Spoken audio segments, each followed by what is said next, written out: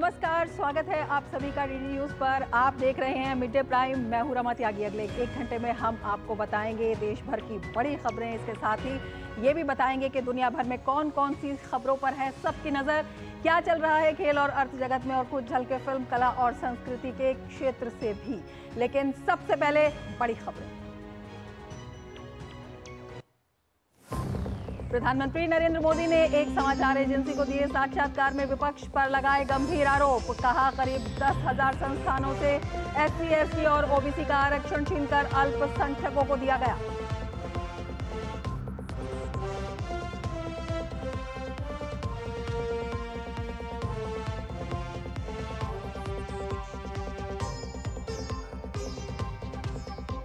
प्रधानमंत्री ने झारखंड के दुमका में जनसभा को किया संबोधित। कहा, कांग्रेस के कुशासन में रोज होते थे घोटाले, आज जनता को मिल रहा है हक का पैसा। झारखंड के बाद पश्चिम बंगाल में भी पीएम की रैली और रोड शो।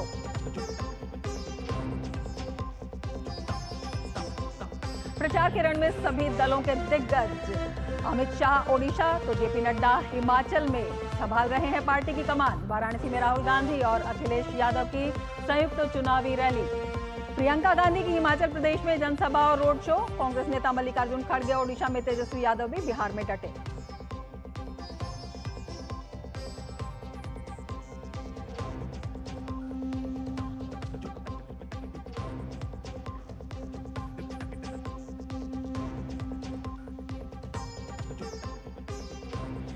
दिल्ली के CM अरविंद केजरीवाल की 7 दिन की अंतरिम जमानत बढ़ाने वाली याचिका पर सुप्रीम कोर्ट ने फौरन सुनवाई से किया इनकार। 2 जून को केजरीवाल को करना होगा सरेंडर।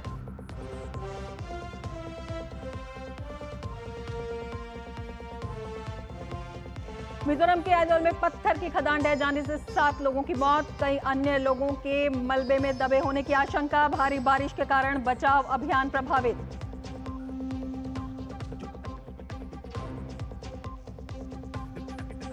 दिल्ली, मध्य प्रदेश, पंजाब, हरियाणा, यूपी और गुजरात के लिए गर्मी का रेड अलर्ट। भयंकर लू की चेतावनी। वहीं केरल में 31 मई को दस्तक देगा मॉनसून। जून से सितंबर तक सामान्य से अधिक बारिश का पूर्वानुमान।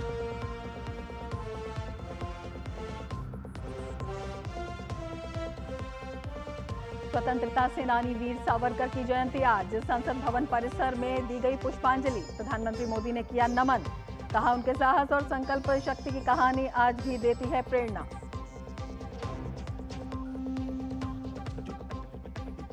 और फ्रेंच ओपन में बड़ा उलटफेर। 14 बार के विजेता स्पेन के राफेल नडाल पहले ही राउंड में बाहर। जर्मनी के अलेक्जेंडर ज्वेरेव ने सीधे सेट में दी मात।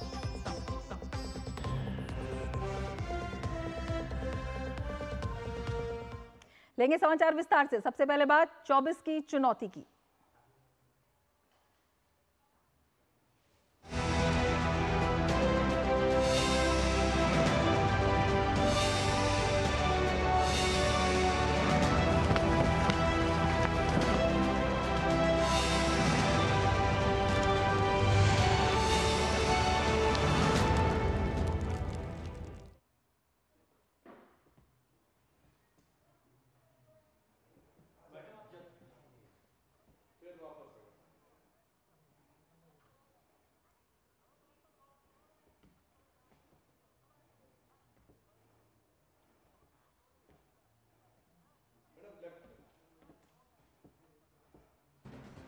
और अब सीधे आपको ले चलते हैं बीजेपी की प्रेस वार्ता में।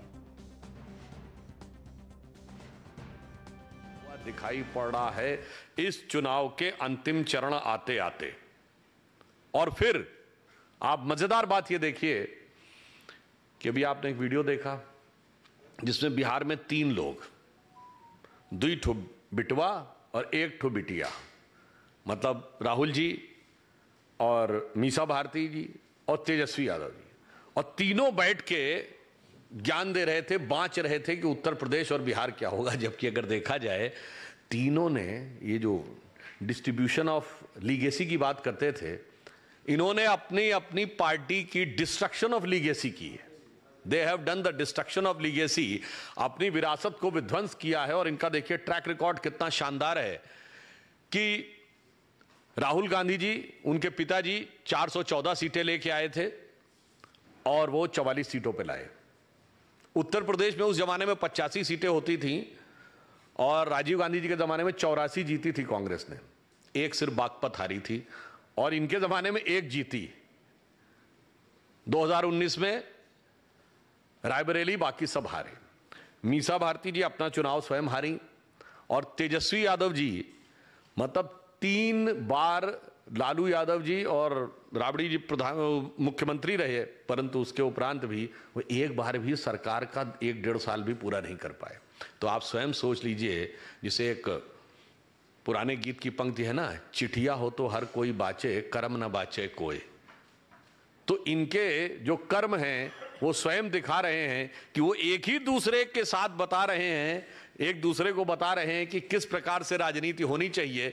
और वास्तविकता ये है कि उनकी स्वयं की स्थिति, उनके अपने कर्मों से यदि विचार करें तो और स्पष्ट हो जाती है।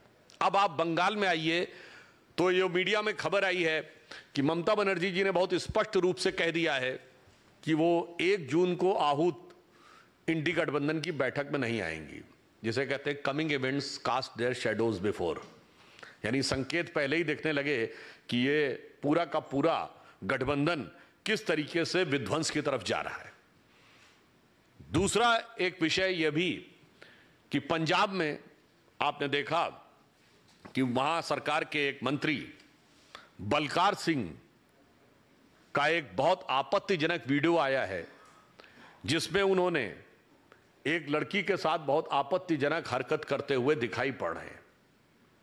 आप सोचिए, ये पार्टी वही है जो दिल्ली में अपनी महिला सांसद को मुख्यमंत्री आवास में दुर्व्यवहार करती है और उसके बाद निर्लज्जता के साथ उसका चरित्र हनन करती है, और इसी सरकार का मंत्री पंजाब में इस प्रकार की हरकत करते हुए दिखाई पड़ता है, और उसके बाद भी ये सब लोग अपने मुंह में दही जमाकर बैठे रहते हैं। मुझे लगता है कि पंजाब की जनता इस पूरे विषय को ध्यान में रखते हुए संवेदना के साथ और प्रबलता के साथ इसका सही उत्तर देगी। बीजेपी की प्रेस वार्ता का सीधा प्रसारण आप देख रहे थे, जहां पर इंडी गठबंधन पर एक बार फिर भाजपा ने बड़े सवाल खड़े किए हैं और आपके नेताओं पर उनके राज्यों में, उनके द्वारा प्रशासित राज्यों में महिलाओं के साथ जो दुर्व्यवहार हो रहा है उस पर भी कई गंभीर सवालों का उन्होंने इशारा किया। आगे बढ़ेंगे। प्रधानमंत्री नरेंद्र मोदी ने झारखंड के दुमका में जनसभा को संबोधित किया। प्रधानमंत्री ने भ्रष्टाचार को लेकर कांग्रेस पर जमकर हमला बोला। उन्होंने कहा कि 2014 तक देश कांग्रेस के कुशासन से तंग आ चुका था।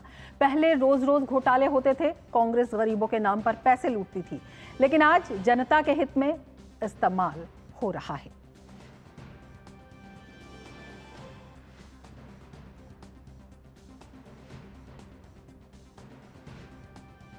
जेएमएम और कांग्रेस झारखंड को हर तरह से लूट रहे हैं। आप देखिए, यहां इतने खूबसूरत पहाड़ है, लेकिन झारखंड की चर्चा ये खूबसूरत पहाड़ों से नहीं हो रही है। झारखंड की चर्चा नोटों के पहाड़ के लिए हो रही है।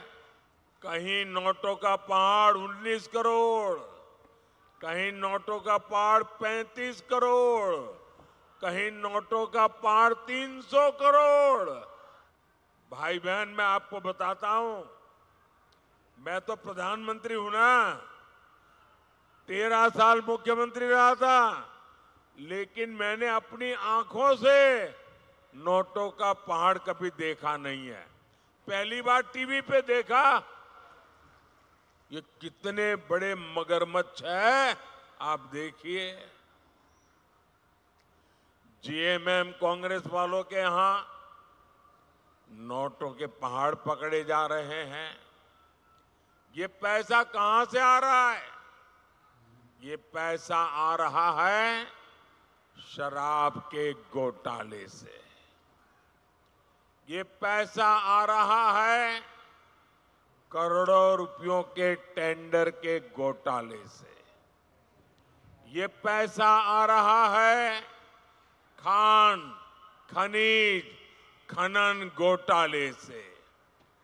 अकेले साहिबगंज जिले में 1000 करोड़ के खनन घोटाले का पता लगा है।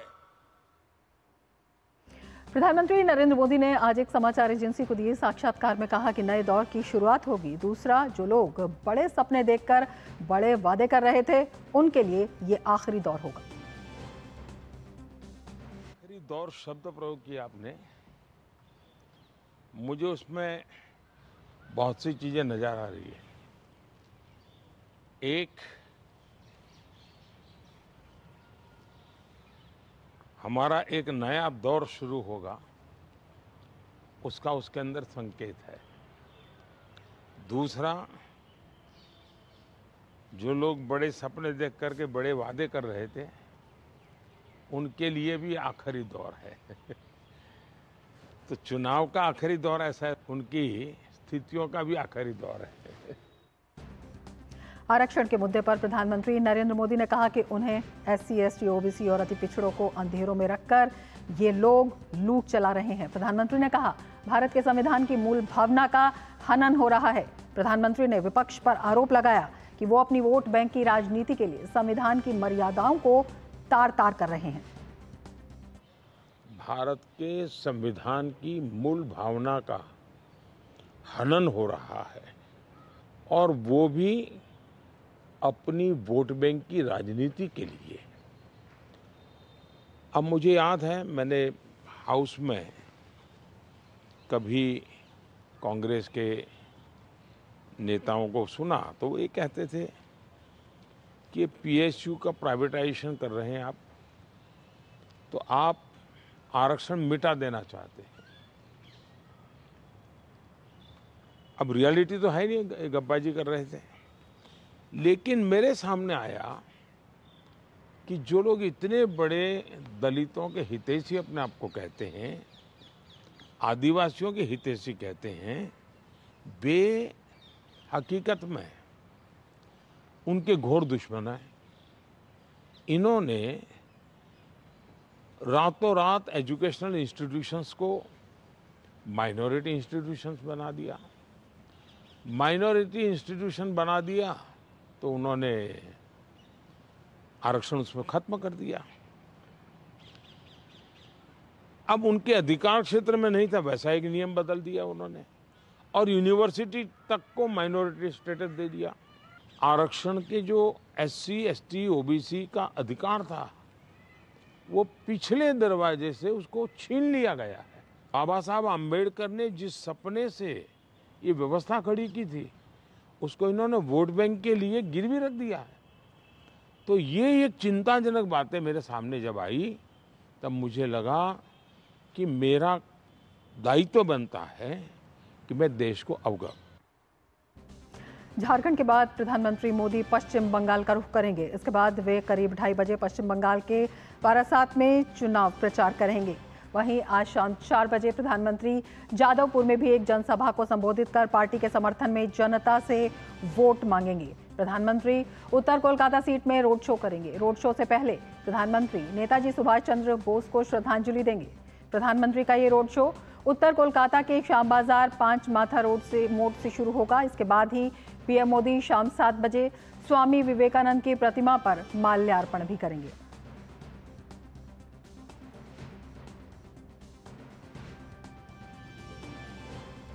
भाजपा नेता अमित मालवीय ने पश्चिम बंगाल के मुख्यमंत्री ममता बनर्जी पर प्रधानमंत्री नरेंद्र मोदी की आज होने वाली रैली में बाधा डालने का आरोप लगाया। साथ ही इस मामले में उन्होंने चुनाव आयोग से हस्तक्षेप करने की मांग की। सोशल मीडिया हैंडल X के जरिए उन्होंने आरोप लगाया कि ममता बनर्जी के निर्देश के तहत कोलकाता पुलिस प्रधानमंत्री के आज होने वाले रोड शो के रास्ते में बनाए गए मंचों को हटा रही है। इसके साथ ही अमित मालवीय ने प्रदेश मशीनरी का खुलेआम दुरुपयोग करने की बात भी कही।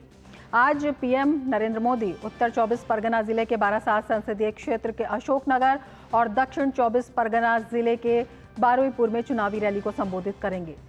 नरेंद्र मोदी पहली बार कोलकाता में रोड शो करने वाले हैं। लोकसभा चुनाव के आखिरी चरण में पश्चिम बंगाल की 9 लोकसभा सीटों पर 1 जून को मतदान है, जिसके मद्देनजर प्रधानमंत्री नरेंद्र मोदी पश्चिम बंगाल में चुनाव प्रचार करने के लिए आज जाएंगे। अमित मालवीय ने अपने सोशल मीडिया हैंडल X पर लिखा है और गंभीर आरोप लगाए हैं। उन्होंने कहा है कि प्रधानमंत्री के रोड शो के होने वाले रास्ते में जो है अड़चनें पैदा की गई हैं और उनके पास सारी मांगे हैं, लेकिन वे अस्वीकार नहीं करेंगे। और ज़्यादा जानकारी के लिए हमारे साथ प्रसन्नजीत बख्शी कोलकाता से हमारे संवाददाता जुड़े हुए हैं। प्रसन्नजीत, गंभीर आरोप लगाए हैं अमित मालवीय ने, क्या कुछ जानकारी आपके पास है? देखिए रमा, ये जो जगह है नॉर्थ कोलकाता की सैम बाजार से विवेकानंद रोड तक, ये करीब 300-350 साल की पुरानी जगह है। ये हिंदुस्तान के इतिहास में काफी महत्वपूर्ण जगह है। यहाँ पे रास्ता छोटा है, लेकिन जिस तरह से कल छोटे छोटे पुलिस की जो अफसर होते हैं, चाहे एएसआई हो, एसआई हो, इस लेवल की अफसर लोगों ने जिस तरह से काम को रोकने का और काम को बानचाल करने की कोशिश में लगे हुए हैं, उनसे हम लोगों को भी लगा कि किसी ना किसी जगह पे इसके पीछे राजनीति है। अजीब अजीब किस्म का सफाई देने लगे हैं। अगर स्टैम्पीड हो गए तो, अगर गोली चल जाए तो, इस तरह की जो बातें ये लोग कह रहे हैं, तो इसका कोई जवाब किसी के पास नहीं है, ना कि एसपीजी के पास है। एसपीजी की जो लोग हैं, जिन लोगों ने पूरे देश में प्रधानमंत्री की सुरक्षा को देखते हैं, वो भी आंखें फाड़ फाड़ के इस तरह की अफसर को देख रहे हैं कि ये क्या कह रहे हैं कि अभी तक नरेंद्र मोदी देश के प्रधानमंत्री है। चुनाव के समय पे वो बीजेपी नेता तो जरूर है, लेकिन वो देश का प्रधानमंत्री भी है, और देश का प्रधानमंत्री की जो सुरक्षा है वो एसपीजी की तैनात और पार्लियामेंट पे पास हुआ एक्ट की कानून की तरह है, कानून की तहत है। तो यहाँ पे ये जो छोटे छोटे थाने के अफसर और हविलदार लोगों ने जिस तरह से बात कर रहे हैं, ऊपर से अगर इन लोगों के ऊपर किसी तरह के राजनीतिक दबाव नहीं है, तो इनका हिम्मत नहीं हो सकता है कि किसी प्रधानमंत्री की रोड शो के बारे में।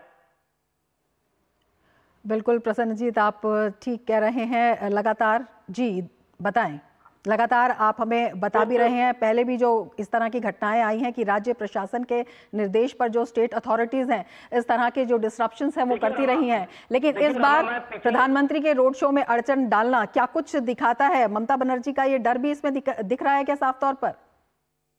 रमा, डर तो है। पिछले चुनाव घोषणा की पहले से अगर मैं व्यक्तिगत रूप में बताऊं तो करीब 10-15 ऐसे प्रधानमंत्री की शो, चाहे वो प्रधानमंत्री के हिसाब से हो, चाहे वो भाजपा नेता के हिसाब से हो, इस तरह की शो को हम मैनेज करने की मौका हमें मिला है। तो इससे मैं बता रहा हूं कि पहला दिन जब आरामबाग में उन्होंने बतौर प्रधानमंत्री शो किए थे, जनसभा किए थे, तो तब से मैं देख रहा हूं कि बंगाल के प्रशासन के दिमाग में ये घुसाया गया है कि ये बंगाल अलग प्रदेश है और यहाँ पे प्रधानमंत्री ममता बनर्जी है, बाकी सब फालतू है। ये जो पुलिस और प्रशासन के दिमाग में घुसाया गया है, ये देश के लिए काफी खतरनाक है। पहली बात तो ये। दूसरी बात मैं बता दूं कि ये जो जगह है जहां पे आज प्रधानमंत्री पहली बार और या नरेंद्र मोदी पहली बार रोड शो करेंगे, उसके पास ही 2019 की लोकसभा चुनाव में अमित शाह ने रोड शो किए थे, और जहां पे विद्यासागर की मूर्ति तोड़वा गया था और ये तोड़वा के बीजेपी के ऊपर दबाव डाला गया था, जिसकी जांच रिपोर्ट 5 साल के बाद अभी भी लोगों के सामने आया नहीं, जो बताया गया था कि बीजेपी के लोगों ने किया था। तो अब हमें लग रहा है कि राजनीति के हिसाब से फिर एक वहां पे अफरा तफरी मचाने की एक कोशिश किया जा रहा है किसी ना किसी जगह पे।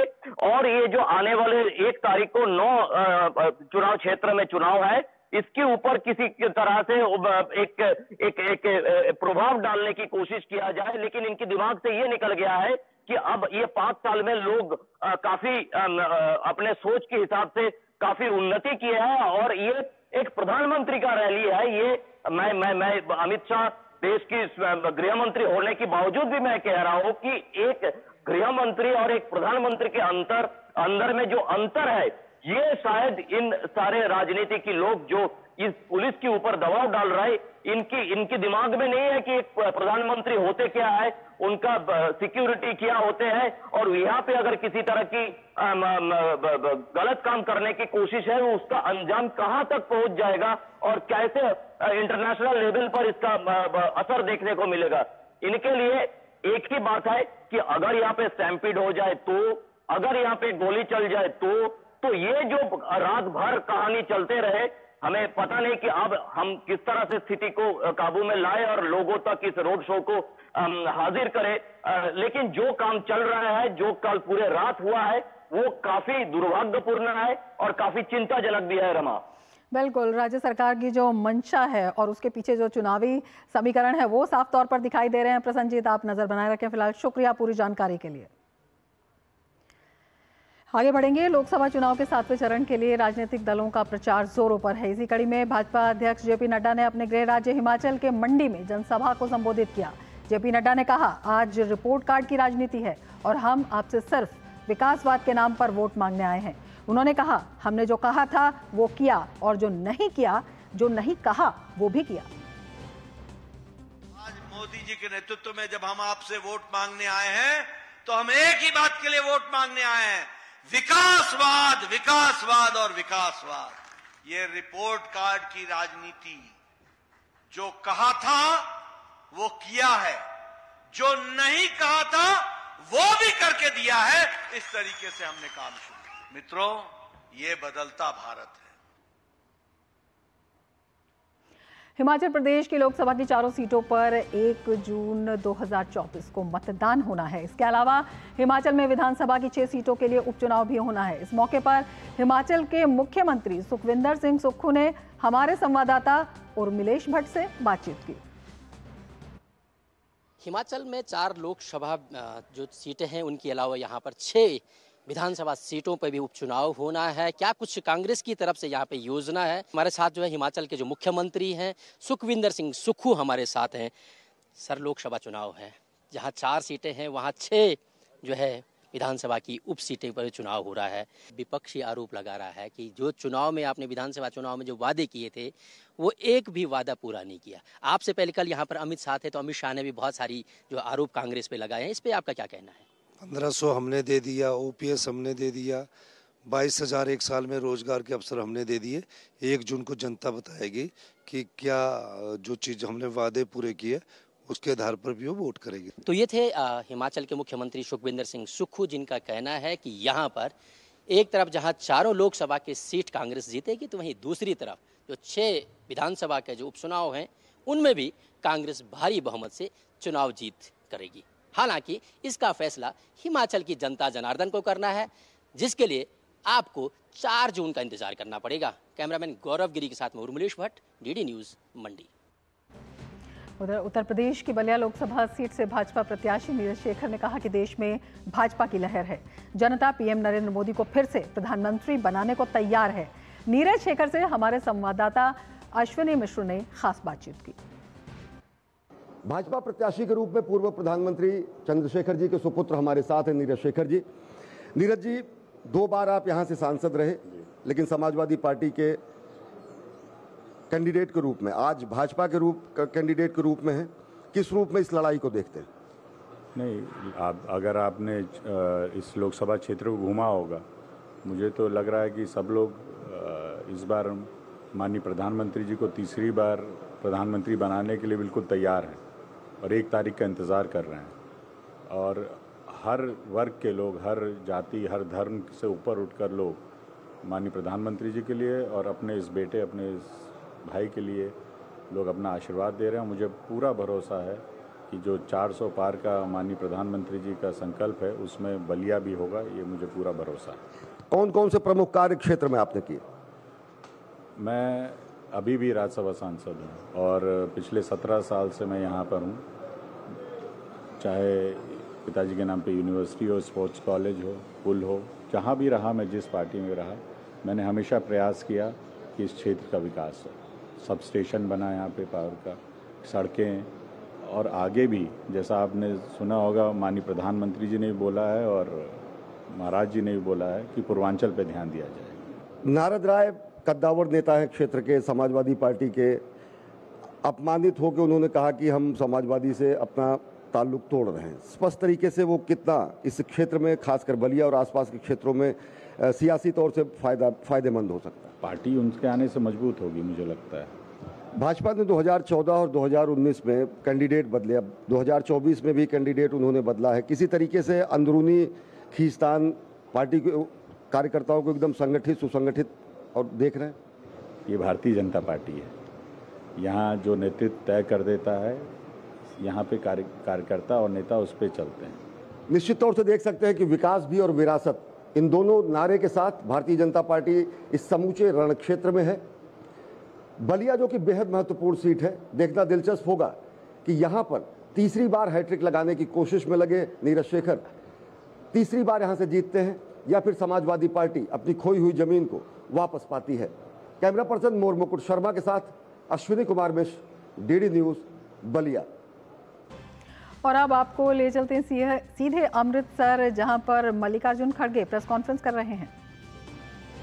अनेक प्रकार के उनके पास हथियार है जिसका मिसयूज वो लोग कर रहे हैं, लेकिन आने वाली सरकार संविधान के तहत चलेगी और संविधान का ठीक ढंग से उपयोग करके जो तकलीफात है या जो लोगों को नुकसान हो रहा है वो नुकसान के लिए वो जो लोगों के लिए जो ऐसे कानून बनाए दर्दनाक, उनके बारे में भी हमारी गठबंधन सरकार सोच करके लोगों की परेशानी कम करेगी।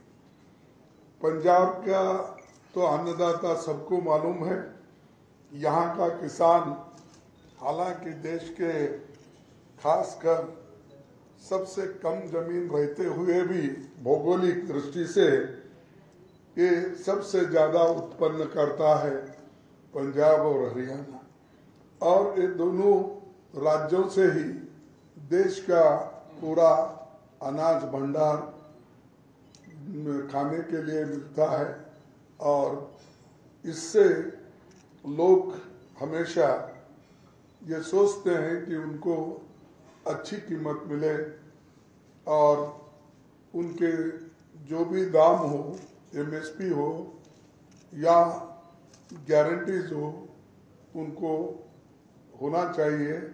उसके बारे में वो हमेशा इस चीज को ध्यान में रखते हुए उन्होंने बहुत से एजुटेशन किए और इस मौजूदा सरकार को, यानी अपने बीजेपी सरकार जो मोदी जी के नेतृत्व में है, उनके सामने पूरे किसान लोग अपने जो भी विषय है या जो भी डिमांड है वो रखें। कांग्रेस की प्रेस वार्ता का सीधा प्रसारण आप देख रहे थे। इसके साथ ही 24 की चुनौती में फिलहाल इतना ही।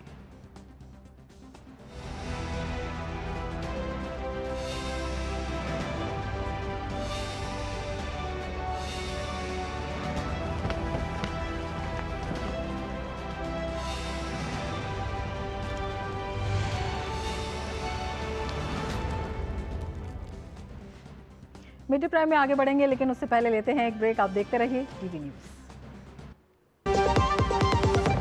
किसानों को जारी रहेगी 6,000 रुपए की सम्मान निधि। यह है मोदी की गारंटी।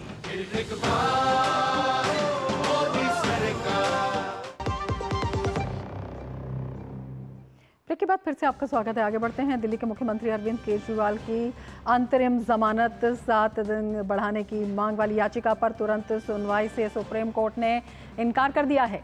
जस्टिस जेके महेश्वरी की अध्यक्षता वाली बेंच ने मामले को सीजेआई के पास भेजने के लिए कहा। अरविंद केजरीवाल के वकील अभिषेक मनु सिंघवी ने सुनवाई के लिए याचिका को कल ही लिस्ट करने का आग्रह किया था। गौरतलब है कि दिल्ली के आबकारी नीति मामले में जमानत पर बाहर आए अरविंद केजरीवाल को 2 जून को सरेंडर करना है। और पूर्व मुख्यमंत्री हेमंत सोरेन की ओर से दायर जमानत याचिका पर आज झारखंड उच्च न्यायालय में न्यायमूर्ति नंदन मुखोपाध्याय की अदालत में सुनवाई हुई। अदालत ने प्रवर्तन निदेशालय के अधिवक्ता को शपथ पत्र के माध्यम से 10 जून से पूर्व जवाब दाखिल करने का निर्देश दिया। इस मामले की विस्तृत सुनवाई 10 जून को निर्धारित की गई है।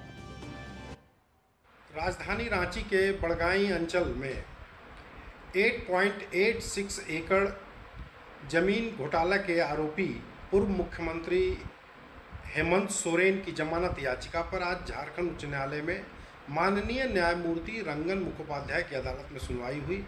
माननीय अदालत ने प्रवर्तन निदेशालय को 10 जून से पूर्व शपथ पत्र के माध्यम से जवाब दाखिल करने का निर्देश दिया है। इस मामले की विस्तृत सुनवाई 10 जून को की जाएगी। मनी लॉन्ड्रिंग केस में आरोपी सत्येंद्र जैन की जमानत अर्जी पर दिल्ली हाई कोर्ट ने ईडी को नोटिस जारी किया। 9 जुलाई को हाई कोर्ट आगे केस सुनवाई करेगा। सत्येंद्र जैन का कहना है कि ईडी ने इस केस के सभी पहलुओं की जांच किए बगैर ही 27 जुलाई 2022 को अधूरी चार्जशीट दाखिल कर दी ताकि वो डिफॉल्ट बेल का अधिकारी नहीं बन सके। राउज एवेन्यू कोर्ट ने 15 मई को इस आधार पर सत्येंद्र जैन की जमानत की मांग खारिज कर दी थी। इस आदेश को सत्येंद्र जैन ने हाई कोर्ट में चुनौती दी है।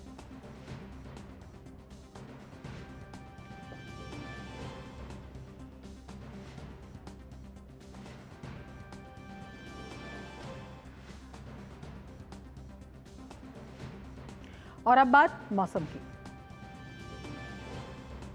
गर्मी का पारा इस समय एकदम हाई है। पारा बिल्कुल सातवें आसमान पर है। पूरे उत्तर भारत में इस वक्त जबरदस्त गर्मी पड़ रही है। हाहाकार मचा हुआ है।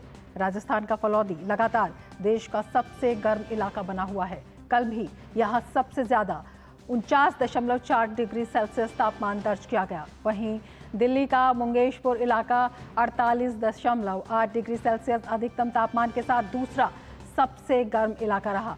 मध्य प्रदेश के निवाड़ी, पंजाब के बठिंडा और उत्तर प्रदेश के झांसी में भी तापमान 48 डिग्री सेल्सियस के पास दर्ज किया गया। पंजाब, हरियाणा, चंडीगढ़, दिल्ली, राजस्थान के अधिकांश इलाके सहित पूर्वी और पश्चिमी उत्तर प्रदेश, पश्चिम मध्य प्रदेश के अलग अलग स्थानों पर आज भी लू चलेगी। ऐसे में लोगों को सावधानी बरतने और अनावश्यक बाहर निकलने से परहेज करने की सलाह दी गई है। साथ ही अधिक मात्रा में पेय पदार्थ का सेवन करने की भी सलाह सभी को दी गई है। उत्तर भारत में गर्मी का कहर थमने का नाम नहीं ले रहा है। पिछले 24 घंटों में राजस्थान के फलौदी में सबसे अधिक तापमान 49.4 डिग्री सेल्सियस दर्ज किया गया। मौसम विभाग का कहना है कि 30 मई तक राजस्थान के अधिकांश हिस्सों में 2 से 4 डिग्री सेल्सियस तक तापमान में गिरावट देखने को मिल सकती है। पिछले 24 घंटों में राजस्थान के अधिकतर भागों में हीट वेव और सीवियर हीट वेव दर्ज की गई है। सर्वाधिक अधिकतम तापमान एक बार फिर से फलौदी और बाड़मेर में रिकॉर्ड हुए हैं। सबसे ज़्यादा बाड़मेर में देखें तो 49.3, इसके अलावा फलौदी में भी 49.4 डिग्री मैक्सिमम टेम्परेचर रिकॉर्ड हुआ है। सीवियर हीट वेव का दौर अब राजस्थान में अगले 1-2 दिन और ही जारी रहेगा। इसके अलावा 29-30 मई तक राजस्थान के अधिकांश भागों में अधिकतम तापमान में 2 से 4 डिग्री सेल्सियस की गिरावट होगी। यानी कि फिलहाल जहां पर अधिकतम तापमान 48 डिग्री से ऊपर रिकॉर्ड हो रहे हैं, 30-31 मई तक यहां तापमान 45 डिग्री या इससे नीचे रिकॉर्ड होने की प्रबल संभावना है। तो लगातार गर्मी का कहर जारी है और इसी पर और अधिक जानकारी के लिए नई दिल्ली से हमारे संवाददाता सिद्धार्थ भारद्वाज हमारे साथ जुड़े हुए हैं और जयपुर से हमारे साथ जुड़े हुए हैं विकास सोनी। सिद्धार्थ, आपके पास सबसे पहले आएंगे। आपसे सबसे पहले ये जानना चाहेंगे, दिल्ली में भी भयंकर गर्मी इस वक्त पड़ रही है, क्या कुछ सावधानी बरतने के निर्देश हैं? किस तरह से इस गर्मी से बचने के विभिन्न उपायों का सहारा लिया जा रहा है और किस तरह से जो लोग हैं इन निर्देशों का पालन कर रहे हैं? रमा, बिल्कुल देखिए, अभी जब मैं आपसे बात कर रहा हूँ तो अभी मैंने थोड़ी देर पहले तापमान जो देखा था 45 डिग्री सेल्सियस है। इस समय मैं मौसम विभाग के परिसर में हूँ और हमने थोड़ी देर पहले यहाँ पर जो एक वैज्ञानिक हैं डॉक्टर नरेश कुमार जी, उनके साथ बातचीत करी थी। तो उन्होंने बातचीत के दौरान बताया कि आगे आने वाले कुछ 2 से 3 दिनों के अंदर भयंकर गर्मी का सामना लोगों को करना पड़ेगा और उसके बाद तापमान में थोड़ी गिरावट देखी जा सकती है, लेकिन वो भी धीरे धीरे। तो उसके लिए उन्होंने बताया कि सावधानी कुछ बरतने की ज़्यादा ज़रूरत है ताकि लोग हीट वेव से बच सके, क्योंकि अस्पतालों में आजकल हीट वेव के केस बहुत ज़्यादा आ रहे हैं। और इसके लिए उन्होंने बताया कि लोग ज़्यादा से ज़्यादा पानी पिए, जितना ज़्यादा हो सके उतना ज़्यादा पानी पिए हीट वेव से बचने के लिए। खाना बेशक वो कम खा सकते हैं, लेकिन पानी की मात्रा उन्हें भरपूर रखनी है अपने शरीर के अंदर। साथ ही साथ उन्होंने बताया कि लाइट रंग के कपड़े पहनकर घर से बाहर निकलें, डार्क कलर के कपड़े ना पहने, क्योंकि जो डार्क कलर के कपड़े होते हैं वो हीट को ज़्यादा अब्जॉर्ब करते हैं अपने अंदर, तो इसलिए सफ़ेद या लाइट कपड़े पहने। और साथ ही साथ उन्होंने कहा है अनावश्यक घरों से बाहर ना निकले, अगर बहुत ज़्यादा ज़रूरी काम है तो ही घर से बाहर निकले, नहीं तो घर से बाहर ना निकले। लेकिन जो काम करने वाले लोग हैं, जो नौकरी पर जाने वाले लोग हैं, जो जिनके रोज़मर्रा के काम है, उन्हें घर से निकलना ही पड़ता है, तो उनको थोड़ी गर्मी का सामना करना पड़ सकता है, हीट वेव का सामना करना पड़ सकता है। वो प्रिकॉशन लें तो बहुत अच्छा रहेगा। साथ ही साथ उन्होंने ये भी बताया कि लोग जो अपने घर में रह रहे हैं, घर के आसपास का भी वातावरण ठंडा रखें, घर के अंदर का वातावरण भी ठंडा रखें, एसी के द्वारा या कूलर के द्वारा, जिस भी तरीके से वो रख पाएँ, लेकिन अनावश्यक बिल्कुल बाहर ना निकले। तो ये सब चीज़ें डॉक्टर नरेश कुमार ने हमारे साथ बातचीत में बताई और उन्होंने कहा अगर ये सावधानी हम बरतेंगे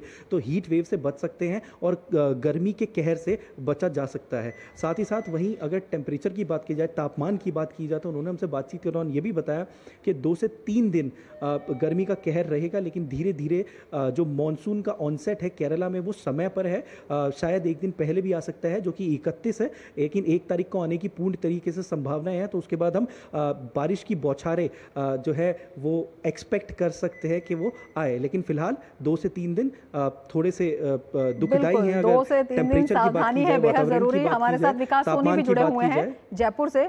विकास, आपके पास आने चाहेंगे। और अगर हम राजस्थान की बात करते हैं, जयपुर की बात करते हैं, तो ये वो इलाका है जो देश के सर्वाधिक गर्म इलाकों में माना जाता है। गर्मी वहाँ पर भी कहर बरपा रही है, क्या कुछ जानकारी वहाँ से देना चाहेंगे? जी रमा, राजस्थान पूरे विश्व में त्याग, शौर्य और बलिदान के लिए जाना जाता है, लेकिन पिछले कुछ दिनों से राजस्थान में गर्मी इतनी तेज हो गई है, तापमान इतना बढ़ गया है कि विश्व के सबसे अधिक गर्म स्थानों के तौर पर राजस्थान का नाम आने लगा है। बात यहाँ पर अधिकतम तापमान वाले जिलों की जाए तो पश्चिमी सीमा के जो जिले हैं, जिसमें फलोदी है जिसका तापमान 49.4 डिग्री, बाड़मेर का तापमान 49.3 सहित राजस्थान के करीबन 10 से ज़्यादा जिले हैं जिनका तापमान 48 डिग्री को पार कर गया है। और सबसे बड़ी बात यह है कि राजस्थान में पिछले कुछ दिनों से ऐसा लग रहा है कि राजस्थान में जो दिन की शुरुआत है वो सुबह से नहीं होती, दोपहर से होने लगी है, क्योंकि राजस्थान में सुबह 8 बजे ही तापमान 36-37 डिग्री के आसपास दर्ज किया जा रहा है। राजस्थान में दिन में तो चैन नहीं है, रात में भी चैन नहीं है। रात में भी जो रात का तापमान है वो 38 से 40 डिग्री सेल्सियस के बीच में रिकॉर्ड किया जा रहा है। मौसम विभाग ने अगले 2-3 दिनों तक और इसी तरह का तापमान रहने का अंदेशा जताया है। इसके अलावा 30 मई के बाद में एक पश्चिमी विक्षोभ के सक्रिय होने की संभावना जताई गई है। उसके बाद में तापमान में जो ये बढ़ोतरी हो रही है, इसमें कहीं ना कहीं लगाम लग सकता है और इसके बाद में राजस्थान वासी है उनको इस तेज गर्मी से राहत मिलेगी। और राजस्थान वासी भी बड़े काफी दिनों से इंतजार कर रहे हैं कि राजस्थान कब राहत स्थान में तब्दील होगा। जी रमा, बिल्कुल, राजस्थान में भी राहत हो, ये जो है सभी उम्मीद जता रहे हैं। लेकिन आपसे ये भी जानना चाहेंगे किस तरह के परंपरागत तरीके हैं, क्योंकि राजस्थान में जो गर्मी है वो नई बात नहीं है, गर्मी के लिए राजस्थान जाना जाता है। किस तरह के परंपरागत तरीके हैं और उनके साथ ही क्या कुछ विशेष सावधानियां बरतने की बात भी कही गई है? जी, राजस्थान वैसे वाकई में गर्मी के तापमान ज़्यादा रहता है, इससे जाना जाता है। यहाँ पे जो देशी मटके हैं, घरेलू नुस्खे हैं, जो देशी मटके हैं उनमें ही पानी, फ्रीज की बजाय देशी मटकों को ही प्राथमिकता दी जा रही है। बात अगर यहाँ की व्यवस्थाओं की करी जाए तो राज्य सरकार और जो चिकित्सा मंत्री है, जो चिकित्सा सचिव है, वो राज्य के जो 3 मूलभूत विभाग है, जिसमें पेयजल विभाग है, जन स्वास्थ्य और अभियांत्रिकी विभाग है और बिजली विभाग है और चिकित्सा विभाग है, ये मूलभूत विभागों की मॉनिटरिंग की जा रही है। हर जिला स्तर पर कंट्रोल रूम स्थापित किए गए हैं। जिन अस्पतालों में पंखे की व्यवस्था नहीं है, एसी की व्यवस्था नहीं है, कूलर की व्यवस्था नहीं है, बेड की व्यवस्था नहीं है या फिर दवाइयों की व्यवस्था नहीं है, वहां पर सुचारू रूप से मॉनिटरिंग करके वहां पर तमाम तरह की सुचारू प्रबंध किए जा रहे हैं। इसके अलावा बिजली विभाग और जल विभाग ने इमरजेंसी नंबर भी जारी किए हैं ताकि किसी भी प्रकार की कोई भी बिजली की समस्या कहीं पर होती है या फिर पानी की कहीं पर समस्या होती है तो आम जनता वहां पर कॉल करके अपनी समस्या का समाधान कर सकती है। इसके अलावा चिकित्सा विभाग ने एडवाइजरी भी जारी करी है। उसमें राजस्थान की जनता से अपील करी गई है कि दोपहर के समय आवश्यक से आवश्यक कार्य हो तो ही आप घर से बाहर निकले, अन्यथा घर से बाहर नहीं निकले और ज़्यादा से ज़्यादा पानी पिए, सूती वस्त्रों का उपयोग करें। कुल मिलाकर राजस्थान वासी भी इंतजार कर रहे हैं कि कब उन्हें तेज गर्मी और तापमान से निजात मिलेगी। विकास, आप नज़र बनाए रखें। विकास और सिद्धार्थ, बहुत शुक्रिया तमाम जानकारी के लिए। तो हमारे संवाददाता बता रहे थे कि लगातार जो भीषण गर्मी पड़ रही है, हालांकि तमाम तरह के दिशा निर्देश भी हैं, तमाम तरह के इंतज़ाम भी हैं, लेकिन सबसे बड़ी बात है कि जो सावधानी है वो सबसे बड़ा बचाव है। अनावश्यक अपने घरों से बाहर ना निकलें और पेय पदार्थ लगातार पीते रहें। भीषण गर्मी के बीच मौसम विभाग ने राहत भरी खबर भी दी है। विभाग ने इस वर्ष जून से सितंबर तक मानसून में सामान्य से अधिक वर्षा का अनुमान व्यक्त किया है। मौसम विभाग के महानिदेशक डॉक्टर मृत्युंजय महापात्रा ने कहा कि देश में दक्षिण पश्चिमी मानसून के दौरान 106% बारिश होने का अनुमान है। इसमें 4% का फेरबदल हो सकता है। उन्होंने कहा कि मध्य भारत और दक्षिणी प्रायद्वीप में वर्षा सामान्य से अधिक, पश्चिमोत्तर भारत में सामान्य तथा पूर्वोत्तर में सामान्य से कम रहने की संभावना है। जून में पूरे देश में बारिश सामान्य रहेगी। मौसम विभाग ने दक्षिण पश्चिमी मानसून के लिए पहले चरण के अनुमान में समूचे देश में सामान्य से अधिक बारिश की संभावना व्यक्त की थी और दूसरे चरण में इसमें कोई बदलाव नहीं है।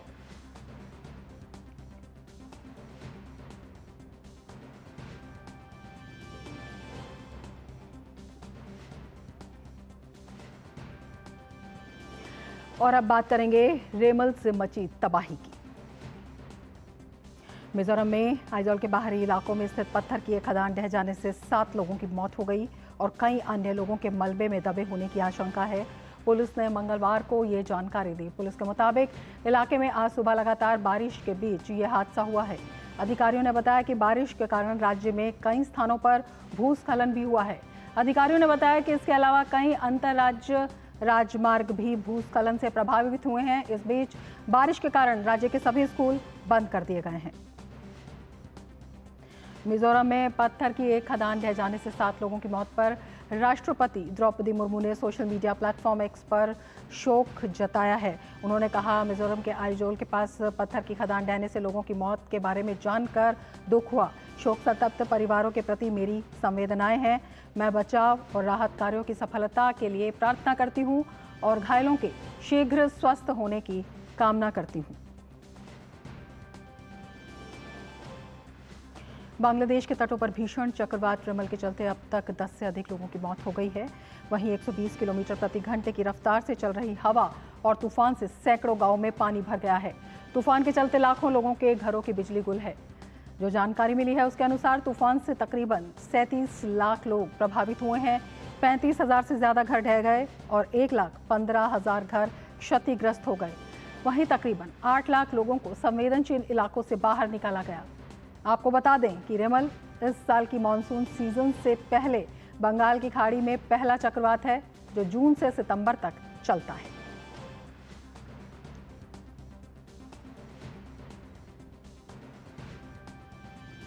और बात करें असम की, तो असम के गुवाहाटी में चक्रवात रेमल के प्रभाव के कारण मौसम में बदलाव देखने को मिला। तेज हवाओं के कारण रास्ते में पेड़ गिर गए, जिससे लोगों को समस्याओं का सामना भी करना पड़ा।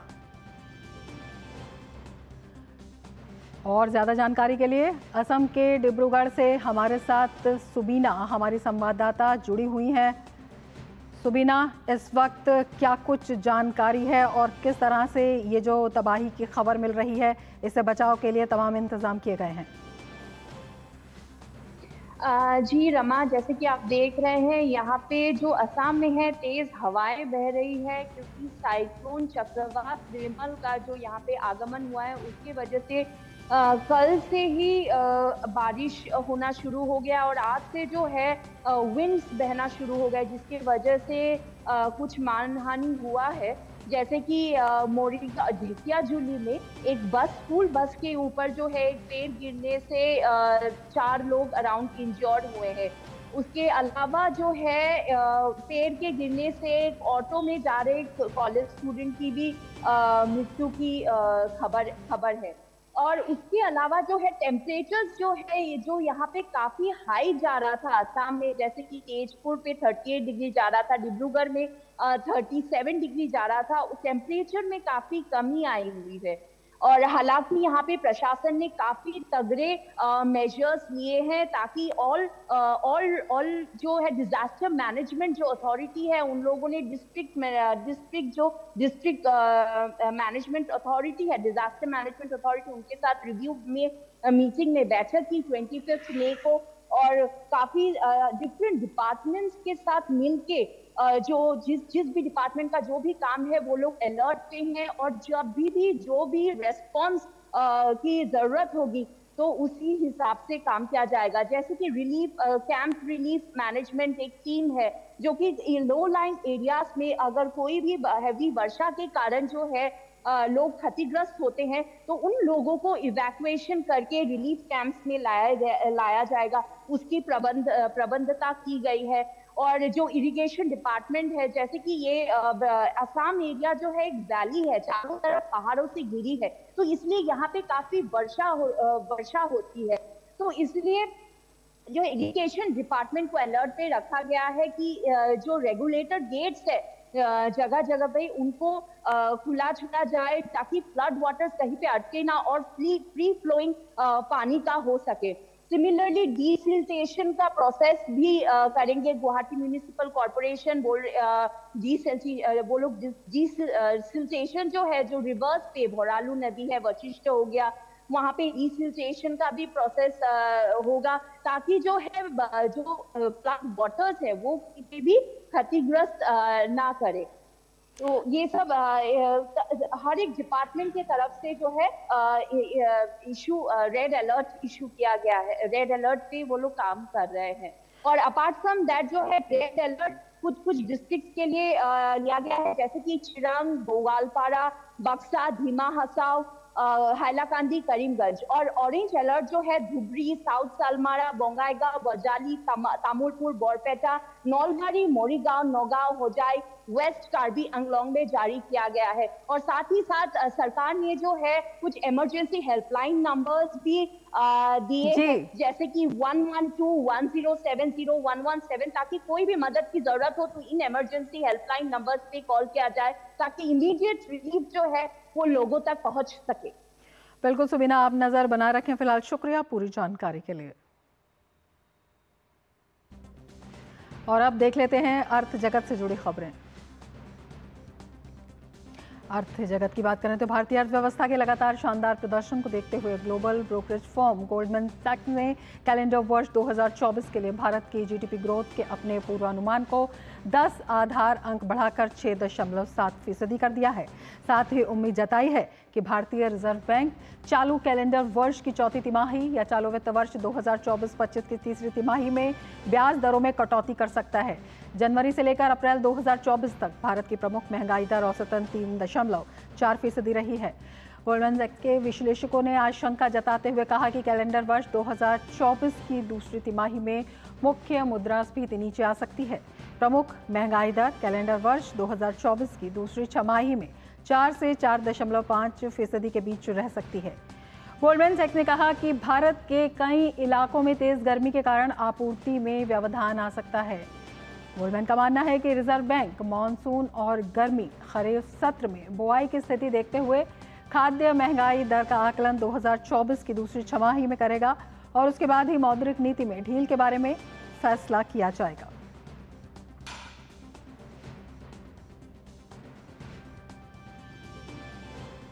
मीडिया प्राइम में फिलहाल वक्त है एक ब्रेक का। आप देखते रहिए डीडी न्यूज। 70 साल से अधिक आयु के सभी वरिष्ठ नागरिकों को 5 लाख रुपए का मुफ्त इलाज। ये है मोदी की गारंटी।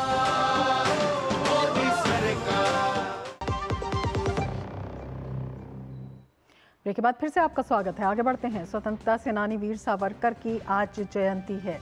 इस मौके पर प्रधानमंत्री नरेंद्र मोदी ने उन्हें नमन किया।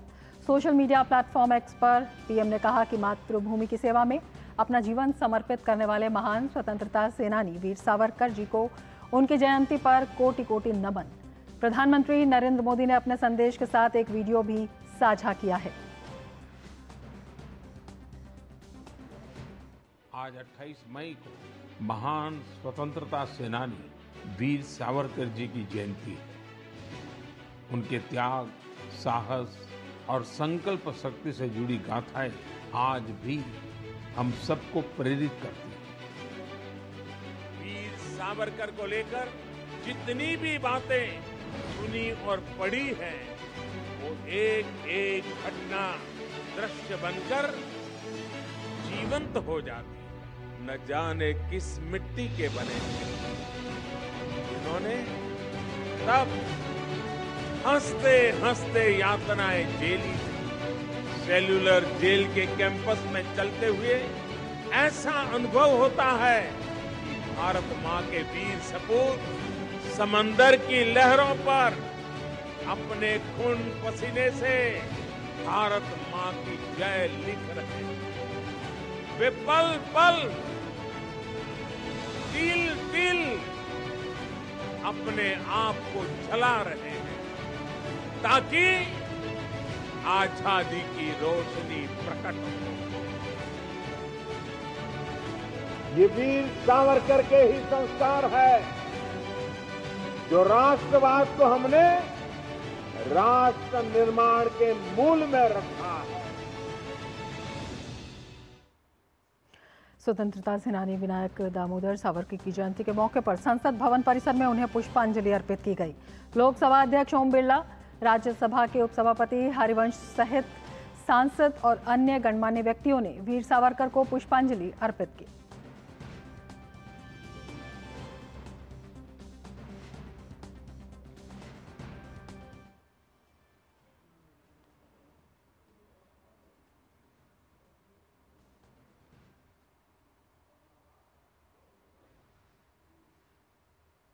आज नए संसद भवन को 1 साल पूरे हो गए हैं। आज ही के दिन नया संसद भवन राष्ट्र को समर्पित किया गया था। क्या कुछ खास रहा इस दौरान, कैसी रही संसद की गतिविधि और कैसा रहा कामकाज, देखिए इस खास रिपोर्ट में। भारतीय लोकतंत्र के इतिहास में 28 मई 2023 एक ऐसी तारीख है जिस दिन नया संसद भवन राष्ट्र को समर्पित किया गया था। ये अत्याधुनिक इमारत जो भारत की सेंट्रल विस्टा पुनर्विकास परियोजना का हिस्सा है, अब भारतीय संसद के निचले सदन लोकसभा और ऊपरी सदन राज्यसभा में दुनिया के सबसे बड़े लोकतंत्र की बढ़ती जरूरतों के बीच और विस्तार के प्रावधानों के साथ बनाई गई है। 19 सितंबर 2023 को आधिकारिक तौर पर एक विशेष सत्र बुलाकर नए संसद भवन का उपयोग पहली बार किया गया था। भारत की राजधानी नई दिल्ली में स्थित इस भव्य इमारत को राष्ट्र को समर्पित किए हुए 1 साल बीत चुका है। विश्व के सबसे बड़े लोकतंत्र का प्रतीक ये भवन अपने परिसर से भारत के भविष्य की दिशा बताता है। आइए इस इमारत की समय रेखा पर एक नजर डालते हैं। सितंबर 2019 को सेंट्रल विस्टा एवेन्यू के पुनर्विकास के लिए मास्टर प्लान की कल्पना की गई। टाटा प्रोजेक्ट्स लिमिटेड ने सितंबर 2020 में नए संसद भवन के निर्माण का अनुबंध जीता। आखिरकार 10 दिसंबर 2020 को नए संसद भवन की आधारशिला रखी गई। 11 जुलाई 2022 को नए संसद भवन के शीर्ष पर देश की राष्ट्रीय प्रतीक की प्रतिमा का अनावरण किया गया। नई संसद का मुख्य ढांचा 28 अगस्त 2022 को पूरा हुआ। आखिरकार 28 मई 2023 को भारत के प्रधानमंत्री नरेंद्र मोदी ने अपने साथी सांसदों के साथ नए संसद भवन का उद्घाटन किया और 19 सितंबर 2023 को नए संसद भवन में एक विशेष सत्र बुलाया गया जो नए भवन में आधिकारिक कामकाज को चिन्हित करता है। अपने षटकोणीय आकार के साथ नया संसद भवन परिसर मौजूदा परिसर के बगल में ही बनाया गया है। इसका डिजाइन विदिशा के विजया मंदिर जैसा दिखाई देता है और इसे भारत के विभिन्न हिस्सों की स्थापत्य शैलियों को शामिल करते हुए 150 वर्षों से अधिक समय तक चलने के लिए तैयार किया गया है। भूकंप प्रतिरोधी इस इमारत में दोनों कक्षों में बैठने की बड़ी क्षमता है, जिसमें लोकसभा में 888 सीटें और राज्यसभा में 384 सीटें हैं। हालांकि पुरानी इमारत से अलग इसमें कोई केंद्रीय कक्ष नहीं है, लेकिन लोकसभा में संयुक्त सत्र के दौरान 1272 सदस्य एक साथ भाग ले सकते हैं। 3 भव्य प्रवेश द्वार के साथ संसद भवन 20,866 वर्ग मीटर में फैला हुआ है। लोकसभा कक्ष में सेंगोल स्थापित किया गया है जो पुराने से नए भवन में परिवर्तन को चिन्हित करता है। नए संसद भवन की स्थापना के पहले साल में ही महत्वपूर्ण विधायी गतिविधियां देखी गई हैं, जिसमें से महिला आरक्षण विधेयक का पारित होना भी शामिल है, जो भारत की लोकतांत्रिक यात्रा में एक नए युग का प्रतीक है। Bureau report, DD news. नए संसद भवन के 1 वर्ष पूरा होने पर लोकसभा अध्यक्ष ओम बिरला ने कहा कि 28 मई 2023 को 1 वर्ष पूर्व देश के प्रधानमंत्री नरेंद्र मोदी ने इस भवन का लोकार्पण किया था। बहुत कम समय, 2 साल 7 महीनों में ये भवन बना, जो हमारे देश के आत्मनिर्भर होने का मॉडल है। बहुत कम समय में 2 साल 7 महीनों के अंदर ये भवन बना जो हमारे देश के आत्मनिर्भर का मॉडल भी है और हमारे 140 करोड़ देश की आकांक्षाओं, अपेक्षाओं का प्रतीक भी है। मैं निश्चित रूप से कह सकता हूँ प्रधानमंत्री नरेंद्र मोदी जी के विजनरी नेतृत्व के कारण कम समय के अंदर ये भवन बना जो हमारे आत्मनिर्भर भारत की झलक है। लोकसभा अध्यक्ष ओम बिरला ने कहा कि नए संसद भवन में हमने श्रेष्ठ परंपराएं बनाने का प्रयास किया जो हमारे देश के लोकतंत्र को नई दिशा दे सके। इससे लोकतंत्र के प्रति लोगों में सम्मान बढ़ा है। नए संसद भवन में हमने अच्छी श्रेष्ठ परंपराएं, अच्छी परिपाटियां जो हमारे लोकतंत्र को नई दिशा दे सके, जो हमारे लोकतंत्र की प्रतिष्ठा को बढ़ा सके, लोकतंत्र के प्रति लोगों का सम्मान, विश्वास बढ़े, इसके लिए हमने प्रयास किया है। कुछ प्रयास सफल हुए हैं, मुझे लगता है कि और प्रयास सफल होंगे ताकि आने वाले समय में हम लोकतंत्र की इस मंदिर की प्रतिष्ठा को और बढ़ा सकें।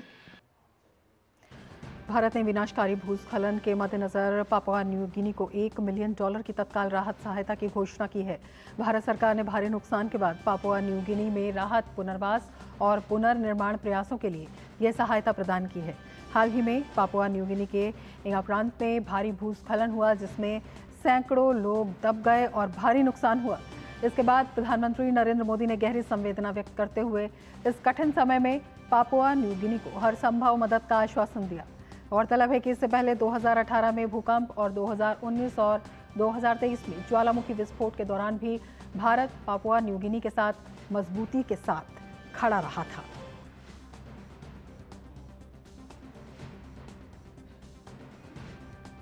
केंद्रीय आयुर्वेद विज्ञान अनुसंधान परिषद आयुर्वेद की दवाओं के 35 प्रोडक्ट्स इसने बनाए हैं। ये प्रोडक्ट अंतर्राष्ट्रीय स्तर के मानकों को ध्यान में रखकर बनाए गए हैं।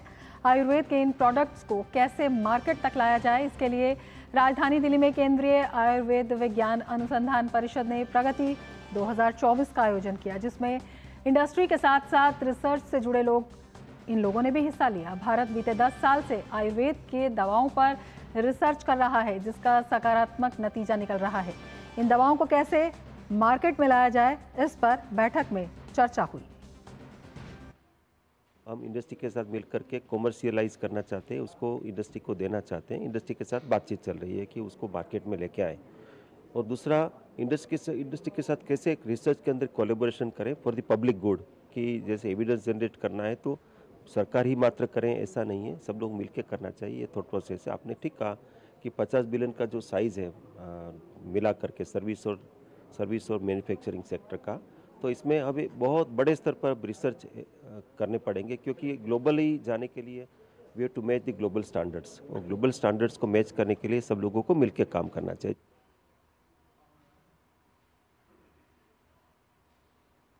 हमने अभी तक नियर अबाउट 35 प्रोडक्ट्स हमने डेवलप किए हैं, जिसका हमने सेफ्टी एस्पेक्ट भी देखा है, long acute toxicity, long term toxicity, और उसका एफिकेसी पेशेंट्स के ऊपर इंटरनेशनल स्टैंडर्ड को फॉलो करते हुए हमने डेवलप किया है। और जो नए कई भी चालू है, और हमारा जो फैसिलिटीज है NABL एक्रेडिटेड लेबोरेटरीज है, हमारा 25 हॉस्पिटल्स है, उसका भी हम फार्मा के साथ मिलकर यूटिलाइज करके काम करना चाहते हैं। Not only pharma sector, also we have also हमने डेवलप किया है इंस्ट्रूमेंट और इक्विपमेंट्स भी। ऑटोमेटेड बस्ती यंत्र हमने डेवलप किया है IIT दिल्ली के साथ मिलके। हमने खैरसूत्र ऑटोमेटेड बस्ती, हमने मर्कुरियल प्रिपरेशंस को कैसे कम किया जाए उसका प्रिपरेशन के टाइम पे उसके साथ भी काम कर रहे हैं। बिहार के पूर्व डिप्टी CM और RJD नेता तेजस्वी यादव ने एक निजी चैनल के साथ इंटरव्यू के दौरान गलत बयानी की। तेजस्वी यादव ने साक्षात के दौरान कहा कि मोदी सरकार ने कई सार्वजनिक उपक्रमों और यहां तक कि रेलवे को भी बेच दिया। इसी दौरान उन्होंने ये भी कहा कि दूरदर्शन भी बिक गया है। सरकार जैसे बेच रही है, रेल बेच दिया, सेल बेच दिया, भेल बेच दिया, LIC बेच दिया, दूरदर्शन, सब कुछ तो बचा गया। और इस तरह के बयान को बेबुनियाद बताते हुए प्रसार भारती ने इसका पुरजोर खंडन किया। प्रसार भारती अधिनियम के तहत स्थापित एक वैधानिक स्वायत्त निकाय है। ये देश का लोक सेवा प्रसारक है।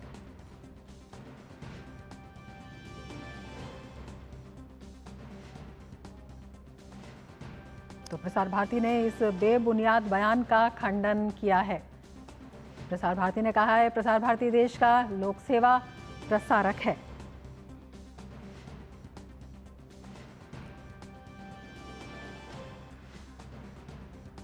और अब देख लेते हैं खेल जगत की खबरें।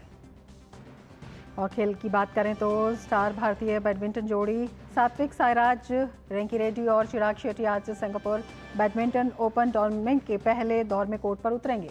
शुरुआती दौर में सात्विक चिराग के सामने डेनमार्क के डेनियल और मैथ्स की जोड़ी होगी। वहीं सिंगापुर बैडमिंटन ओपन में भारत के प्रियांशु राजावत अपने अभियान की शुरुआत करेंगे। प्रियांशु का सामना हांगकांग के ली चुक ल्यू से होगा। सिंगापुर बैडमिंटन ओपन टूर्नामेंट में भारत की आकर्षि कश्यप को शुरुआती दौर में ही हार का मुंह देखना पड़ा। आकर्षि को थाईलैंड के खिलाड़ी ने 21-19, 22-20 के करीबी अंतर से हराया। और इसके साथ ही मिड डे प्राइम में फिलहाल इतना ही। दीजिए इजाजत, नमस्कार।